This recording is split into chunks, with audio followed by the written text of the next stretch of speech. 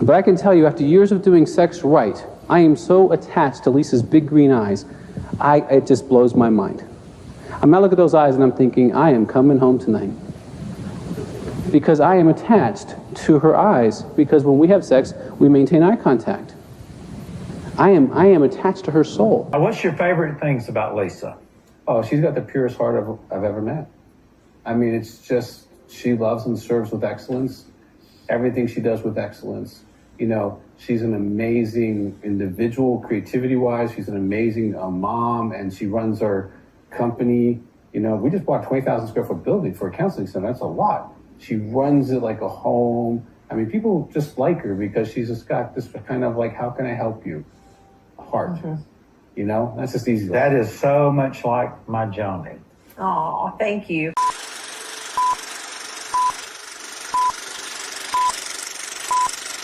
Hello, faithful viewers. If you've ever heard of Doug Weiss, you probably know him as this well-known Christian counselor. He's been on TV, written books, and given advice to couples all over the world. He's built his entire image around helping people have stronger, more faithful marriages. In fact, he often says he's been doing marriage counseling for more than 35 years. That's a long time to be giving people guidance on love, trust, and commitment. But now people are starting to ask some really tough questions. And honestly, those questions need answers.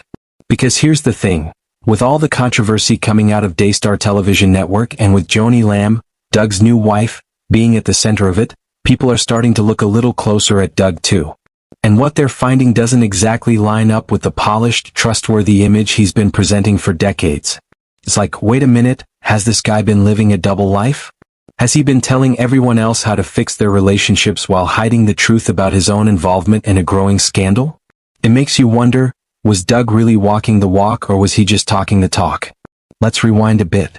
Doug Weiss came into the public eye mostly through his work in Christian counseling. He became a regular on platforms that reach millions of people, talking about purity, honesty, accountability, and how to have godly relationships. He positioned himself as someone who not only gave advice but lived by it. For years, people trusted him. They invited him into their churches, followed his teachings, and bought his books. He wasn't just a counselor, he became a spiritual authority in the eyes of many. But now that he's connected to Joni Lamb, and with all the drama and serious accusations swirling around her and the Daystar Network, people are beginning to reevaluate everything they thought they knew about Doug. Here's where it gets really messy. Doug married Joni Lamb not long after the death of her husband, Marcus Lamb. And while nobody can judge the timing of someone else's grief or decisions, what's causing people to stop and stare is how quickly everything seemed to shift. And not just emotionally, but financially, organizationally, and ethically. Reports have come out suggesting that Doug didn't just step into Joni's personal life. He may have stepped into the inner circle of Daystar leadership too. That means he could have had influence over the same decisions that are now being questioned. Decisions about money, power, and who gets to stay in the family business, and who gets pushed out. We've heard that Jonathan Lamb, Marcus and Joni's son, was removed from leadership in what some are calling a betrayal. And now people are wondering, was Doug involved in that? Was he part of the conversations that led to Jonathan being sidelined? Because if he was, and if he used his role not to help but to control, then everything about his message of truth and transparency starts to fall apart. It's not just about who married who. It's about whether or not Doug Weiss has been living with integrity. Because you can't say you stand for healing and honesty while also being part of a system that's allegedly covering up serious problems. Problems that include misuse of donations, abuse cover-ups, and silencing people who speak out. This situation is more than just awkward, it's a crisis of credibility. And here's the bigger issue. When someone like Doug Weiss, who has spoken in Jesus' name for so long, is even possibly involved in something shady, it doesn't just damage his own reputation, it shakes people's faith. People who looked up to him now feel confused, even hurt. They start to ask, if he was fake, who else is? That's why people are digging deeper. That's why this story is getting attention. Because when you claim to speak truth but your actions suggest something totally different, people have every right to question it. So here we are trying to figure out, has Doug Weiss been deceiving us this whole time? Was his public image just a mask? Was all that marriage advice just part of a brand, not a belief? I've been doing this work for over 35 years. I'm the president of the American Association for Sex Addiction Therapy. I'm the executive director of Heart to Heart Counseling Center. People fly in to Colorado Springs and do intensives 3 or 5 days every week of the year. And so I've been doing this work for over 35 years. I have taken more masturbation porn histories than any man on the planet, bar none. I've been a recovering sex addict for over 35 years, and which means no porn, no masturbation, no sex outside of marriage. Taking a polygraph to prove that. This is exactly what we're diving into in this episode of The Many Deceptions of Doug. We're looking at his connection to the Daystar scandal. We're asking the hard questions about what he knew, when he knew it, and what role he might have played. And we're not doing this to tear someone down for no reason. We're doing it because truth matters. Accountability matters. Because at the end of the day, if someone claims to lead people toward healing and restoration, they have to be willing to live out that message in every part of their life. Not just the parts that make them look good on camera. But I can tell you, after years of doing sex right, I am so attached to Lisa's big green eyes, it just blows my mind. I mean, I look at those eyes and I'm thinking, I am coming home tonight. Because I am attached to her eyes, because when we have sex, we maintain eye contact. I am attached to her soul. Now, what's your favorite things about Lisa? Oh, she's got the purest heart I've ever met. I mean, it's just, she loves and serves with excellence. Everything she does with excellence. You know, she's an amazing individual, creativity-wise. She's an amazing mom, and she runs our company. You know, we just bought a 20,000 square foot building for a counseling center. That's a lot. She runs it like a home. I mean, people just like her because she's just got this kind of like, how can I help you? Heart. You know, that's just easy. That is so much like my Joni. Oh, thank you. But we can all have a great sex life. Christ died so we could have great sex. For years, Doug Weiss has been out front as the guy when it comes to marriage advice in Christian circles. He wasn't just giving tips and tricks, he was preaching wisdom, talking about healing broken relationships, and presenting himself as a man who had it all figured out, especially in his own marriage. He often said things like, "I have the perfect wife," and for a long time people believed that. Why wouldn't they? He made it sound so genuine. He wasn't just talking the talk, he seemed to be walking the walk. At conferences, on talk shows, through his books, he painted this picture of a man who not only studied marriage but lived it right. For many people that was comforting, was inspiring. If he could have a great marriage, maybe they could too. I mess up my wife all the time because I want more sex the rest of my life.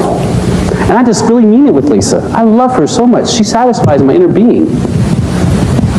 And these are what she wants to hear. So if you will tell her, you satisfy me, it'll mess her up for at least a week. Well, divorce is a no-win for anybody. That's why God doesn't like it.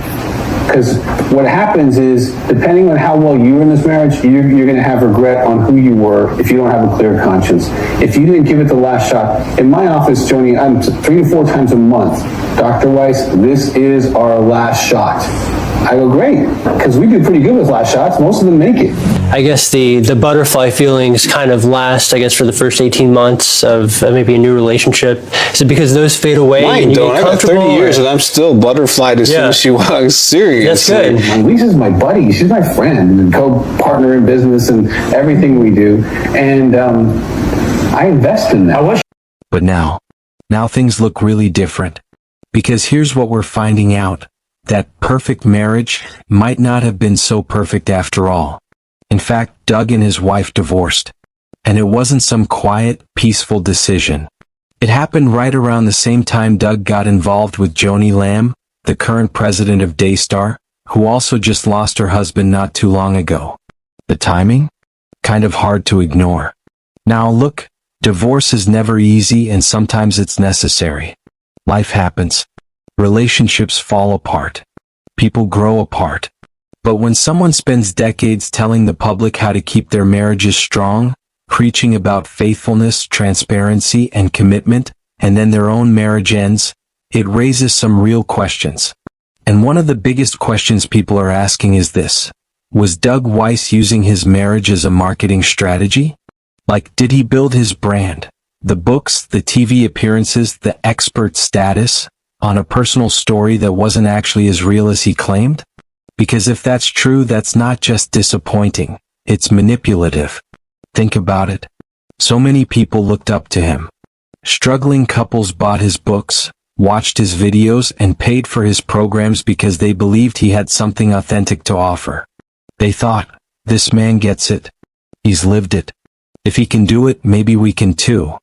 But if he was using that image, this idea of having the perfect wife and the perfect marriage, as a way to boost his reputation or grow his influence, then he wasn't just sharing advice.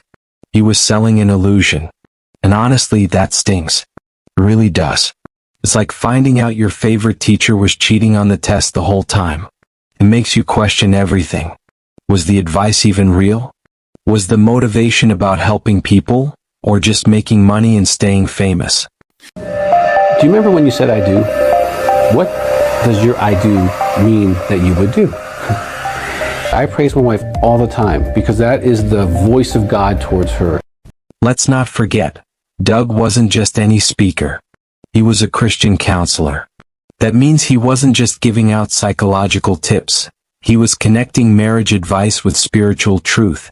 He often said things like, God wants your marriage to succeed, and encouraged people to rely on scripture and prayer. But now people are wondering, was he doing that in his own life? Or was he just really good at sounding spiritual? What's even more confusing is that when the divorce became public and his new relationship started, there wasn't much explanation. No deep conversation, no public statement taking accountability. It was almost like he hoped people wouldn't notice. But people did notice. And they're asking, how can someone who built a whole platform on helping others now seem so silent about his own situation? There's something unsettling about that. Because real leadership isn't about looking perfect. It's about being honest even when it's messy. It's about saying, hey, I messed up, or, this is where I failed and here's what I learned. But instead, what some people are seeing is someone who's trying to hold on to the image of being an expert, even while his own house is falling apart behind the scenes. And this isn't just about divorce. This is about integrity. It's about whether someone who teaches others how to live is actually living that way themselves. And when that line gets blurry, people get hurt, especially the people who trusted you most. Because think about the couples who were hanging on by a thread. The ones who bought his books hoping they'd find hope. The people who believed they were getting advice from someone who'd been through the fire and come out stronger. What are they supposed to feel now? And maybe you're sitting there wondering, why does this even matter? Here's why. It matters because truth matters. Especially in ministry. Especially when you're speaking in God's name. You can't tell people how to live righteously while secretly doing the opposite. You can't sell the idea of faithfulness and healing while your own life is marked by secrecy and contradiction. That's what makes this situation so hard. Because Doug Weiss wasn't just some random guy. He represented something bigger, something people put their trust in. And now that trust feels broken. But here's the thing, this isn't about tearing someone down. It's about accountability. It's about reminding ourselves to look closely at the people we follow and ask, are they living what they preach? And more importantly, it's about understanding that nobody is perfect. But if you're going to lead, you need to be honest. Not perfect, honest. So where does this leave us? Well, it leaves a lot of people with questions. It leaves some people hurt, others angry, and many just confused. But hopefully it also leaves us more aware, more careful about who we give our trust to, and more determined to live truthfully ourselves. Doug Weiss may have once seemed like the man with all the answers. But now it seems like he might be just as human, just as flawed, and just as in need of grace and truth as the rest of us. For years, Doug was known as a leading voice in Christian marriage counseling. He was the guy who gave advice on how to build a godly relationship, how to love your spouse well, and how to keep your commitment strong. He didn't just speak about marriage. He made it seem like he lived out everything he preached. He even brought his wife, Lisa, into the public spotlight, talking about her like she was the perfect partner and using their relationship as an example for others. But lately things have started to feel different and a little confusing. Actually, scratch that, a lot confusing.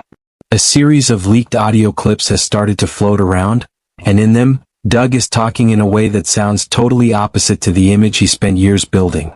In these recordings, he seems to be telling a whole new story about his marriage. Not one of love, growth, or teamwork, but one where Lisa is basically described as an obstacle. Yeah, you heard that right. It's like he's saying his marriage wasn't something that helped him grow, but something that held him back. That's a pretty big shift, right?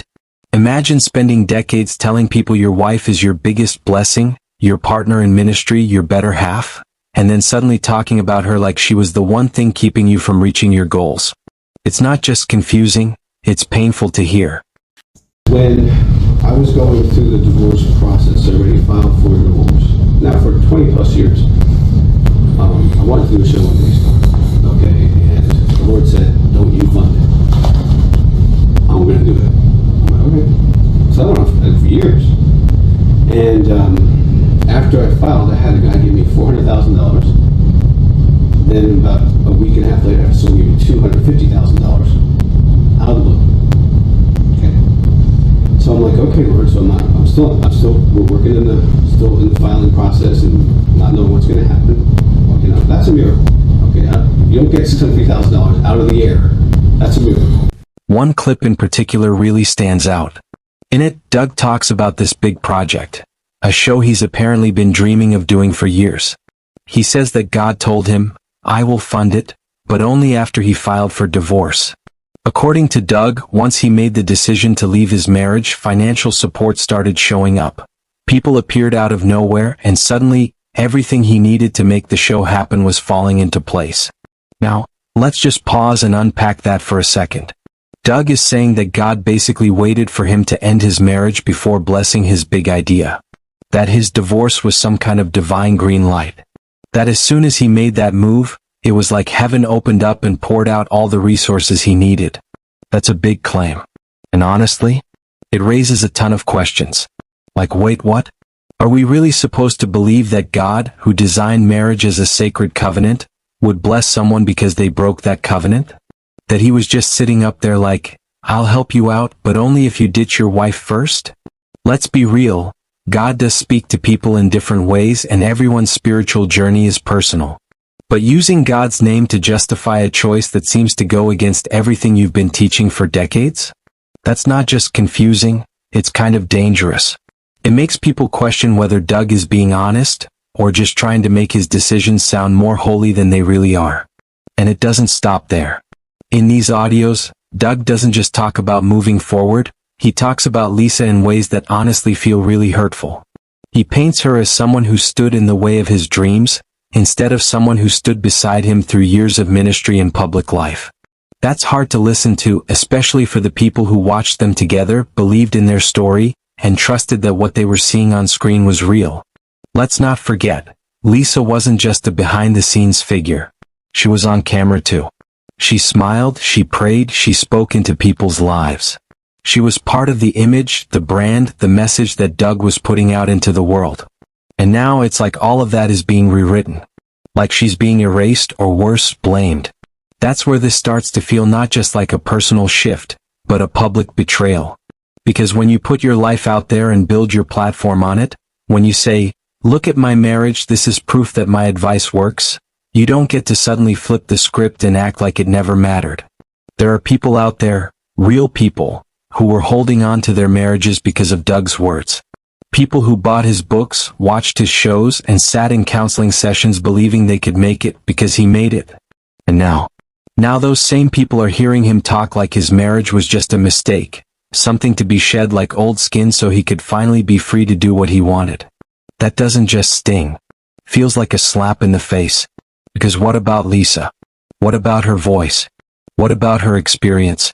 We haven't heard much from her, and that silence is loud. It makes you wonder how she feels hearing all of this.